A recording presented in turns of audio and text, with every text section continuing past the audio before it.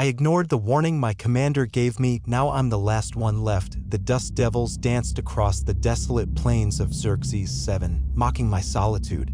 Red sunlight bled across the horizon, painting the skeletal remains of the outpost in hues of rust and dried blood.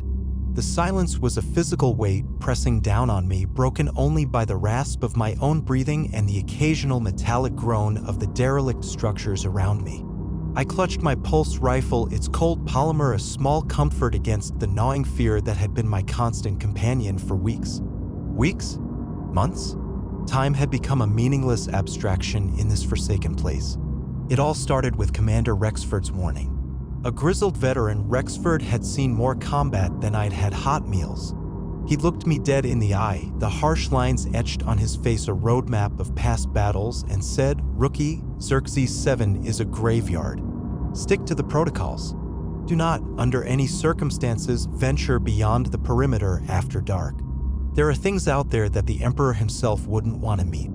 I remember scoffing internally. Things? What things?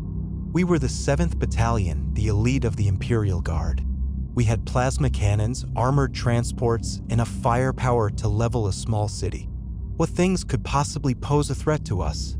Arrogance, fueled by youthful invincibility and a thirst for glory, had been my downfall. We were tasked with scouting Xerxes 7, a planet stripped bare by centuries of mining operations. The initial reports were promising: minimal resistance, pockets of Xenos scavengers easily dealt with. The real prize was the planet's core, rumored to contain a vein of xylosium, a rare mineral essential for powering our warp drives. The lure of xylosium had blinded the higher-ups, made them ignore the whispers, the anomalies, the unsettling feeling that permeated the very soil of Xerxes 7. The first sign that something was wrong was the disappearances. Private Jenkins vanished from his post one night. No alarms, no distress calls, just gone. Then Sergeant Miller, during a routine patrol. Rexford doubled the security, implemented strict curfew protocols, and repeated his warning with increasing urgency. I, however, was more interested in proving myself. I saw these disappearances as a challenge, a puzzle to be solved, a chance to finally earn the respect of my jaded comrades. I spent my off-duty hours poring over topographical maps, sensor logs, and old mining surveys. I noticed a pattern. The disappearances always occurred near a network of abandoned mine shafts that riddled the planet's surface like a festering wound. The mine shafts were officially off-limits, deemed too unstable and dangerous. But I suspected something else, something hidden, something the higher-ups didn't want us to find. One night, fueled by caffeine and a reckless disregard for orders, I decided to investigate. I told myself I was doing it for the good of the battalion, protecting them from an unknown threat. But deep down, I knew it was about me, about proving my worth. I slipped past the perimeter guards under the cover of darkness, my pulse rifle my only companion. The air grew cold as I approached the mine shaft, a palpable chill that seeped into my bones. The entrance was partially collapsed, choked with rubble and twisted metal. I activated my helmet lamp, its beam cutting through the oppressive darkness. The stench of stale air and decaying rock filled my nostrils. I hesitated for a moment, Rexford's warning echoing in my ears. But the lure of the unknown was too strong to resist. I squeezed through the narrow opening and descended into the darkness. The mine shaft was a labyrinth of tunnels and chambers carved deep into the planet's crust. The air was thick with dust, making each breath a struggle. The silence was deafening, amplifying every creak and groan of the ancient structure. I followed the main tunnel, my helmet lamp illuminating the walls. The rock was scarred with the marks of mining equipment, a testament to the planet's exploitation. After what felt like hours, I reached a large chamber. The beam of my lamp swept across the walls, revealing strange symbols etched into the rock. They weren't Imperial glyphs, nor did they resemble any known Xeno script. They were alien, unsettling, and radiated a faint, pulsing energy. As I stared at the symbols, a low hum resonated through the chamber. The air vibrated, and the symbols began to glow with an eerie light. I felt a prickling sensation on my skin, a sense of unease that quickly escalated into terror. I knew, with a certainty that chilled me to the core, that I had stumbled upon something ancient and malevolent. I turned to flee, but it was too late. The ground beneath me began to tremble. The glowing symbols pulsed faster, and the humming intensified, becoming a deafening roar. From the depths of the chamber, a darkness coalesced, a shifting, swirling void that seemed to drink the light. It took shape slowly, agonizingly, like a nightmare given form. It wasn't a creature I recognized, not a Xenos species cataloged in the Imperial archives. It was something older, something primordial, something that defied definition. It was a mass of writhing tentacles, razor-sharp claws, and eyes that burned with an unholy light. Its form was constantly changing, shifting between grotesque shapes that triggered a primal fear in my mind. It exuded an aura of pure malice, a palpable sense of hatred that threatened to overwhelm me. I raised my pulse rifle, my hands shaking uncontrollably. I fired a burst of energy at the creature, the bolts of plasma slamming into its form. But it had no effect. The energy dissipated harmlessly, absorbed by the creature's unnatural hide. It was as if I was shooting at a shadow. The creature lunged at me, its tentacles lashing out with blinding speed. I barely managed to dodge the first attack, the razor-sharp claws tearing through the air where I had been standing moments before. I stumbled backward, my heart pounding in my chest. I fired another burst of plasma, but again it was useless. The creature continued its relentless assault, driving me further and further back into the chamber. I knew I was outmatched, outgunned, and out of options. My arrogance had led me into a trap, and now I was facing a horror beyond my comprehension. I managed to evade the creature's attacks for a few minutes, but my stamina was dwindling. I was bruised, battered, and terrified. The creature seemed to be toying with me, savoring my fear. It emitted a guttural growl, a sound that resonated deep within my soul. I knew I was going to die. As the creature prepared to deliver the final blow, a flicker of hope ignited within me. I remembered the grenades I carried on my belt. I had 2 fragmentation grenades and 1 plasma grenade. It was a long shot, but it was my only chance. I reached for the plasma grenade, hoping to inflict some damage on the creature before it killed me. But as I fumbled with the grenade, I made a mistake. My fingers slipped and the grenade fell from my grasp. It bounced off the wall and landed at my feet. I stared at the grenade in horror, realizing what I had done. There was no time to react. The grenade detonated, engulfing me in a searing wave of plasma. The explosion ripped through the chamber, collapsing the roof and sending debris flying in every direction. I felt an unbearable pain as the plasma burned through my flesh. Then, everything went black. I don't know how long I was unconscious. When I finally came to, I was buried beneath a pile of rubble. My body was racked with pain and I could barely move. I managed to crawl out from under the debris, gasping for air. The chamber was in ruins.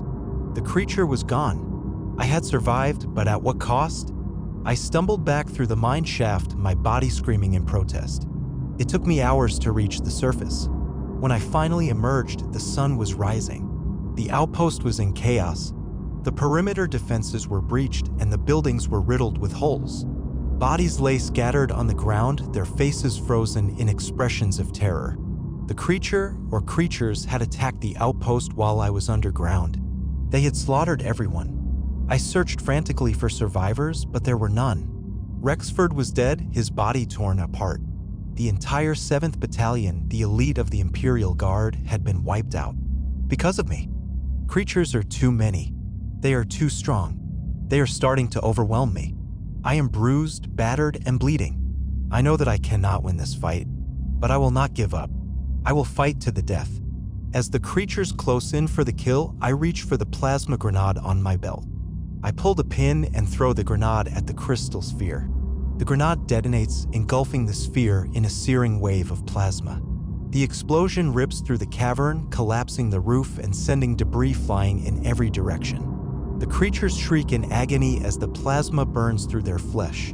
They disintegrate into dust, their unholy light extinguished. The cavern is silent. The dust settles. I am the only one left standing. I look at the crystal sphere. It is shattered, its light extinguished. But as I watch, the sphere begins to reform. The pieces come together, slowly and inexorably.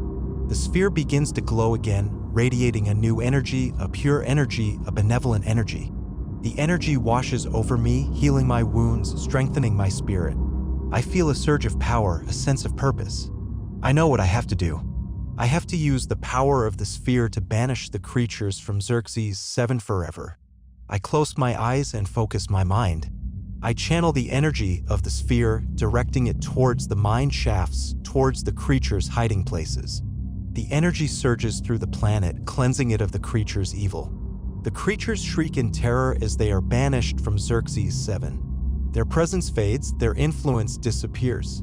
The planet is at peace. I open my eyes. The cavern is bathed in a golden light. The air is clean and pure.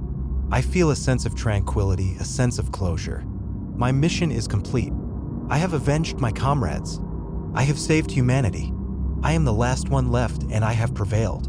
I leave the cavern, emerging from the mine shafts into the light of day.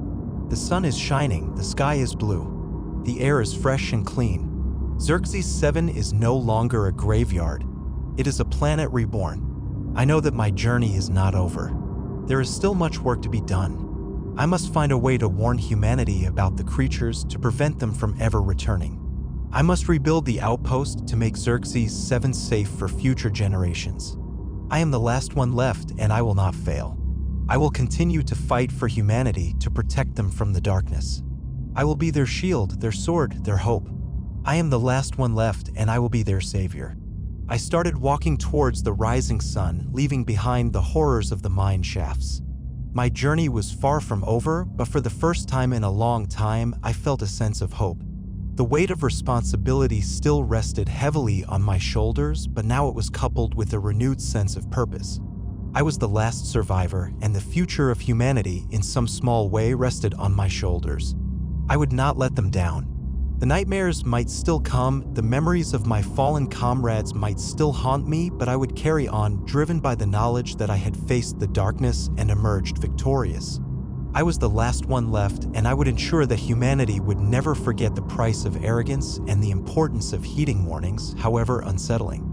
The red dust of Xerxes 7 swirled around me as I walked, a constant reminder of the devastation I had witnessed, but now it also felt like a symbol of hope, a testament to the resilience of the human spirit embodied in the last survivor.